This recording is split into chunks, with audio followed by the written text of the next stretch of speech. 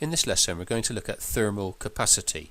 Now, the thermal capacity relates the heat added to an object to its change in temperature. So if you imagine then you supply a quantity of heat Q to some object like this, and that results in a change in temperature, delta T. So we can think about the thermal capacity of an object as being its ability to store this heat without causing a significant rise in temperature.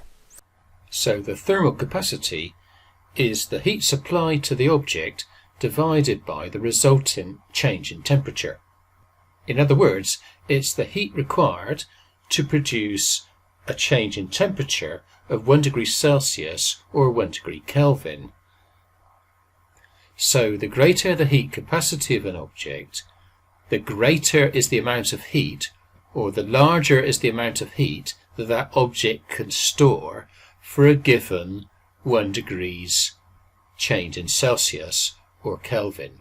So for example, if you've got two beakers of water, one small and one large, and if you supply the same amount of heat to each beaker, well, intuitively you know that the large beaker is going to result in a smaller change in temperature. You know, if you've got a thimble, if you apply the same amount of heat to a thimble of water and to a bucket of water or a swimming pool of water, then clearly the temperature of the bucket of water is not going to rise as much as the thimble. So we can see that the change in temperature will be less in the larger object and greater in the smaller object. Again, what that means is for the smaller object, delta T here is greater, okay, for the same Q, then the thermal capacity of the smaller object is less than the thermal capacity of the larger object. Okay, so we can say that thermal capacity is an extrinsic property or an external property, and it is related to the object, not the substance from which the object is made. So, you know, you quite often get asked exam questions about thermal capacity, something like this.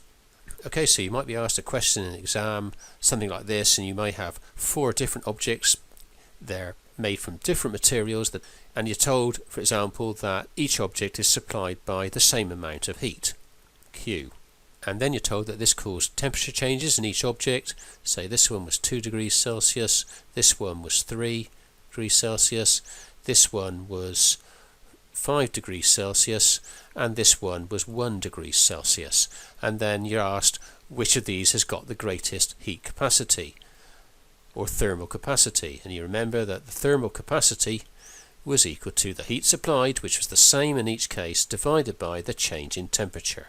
And so the one with the greatest thermal capacity is the one that resulted in the smallest change in temperature, which in that case was this object here. Okay, so you would select that one as having the greatest thermal capacity.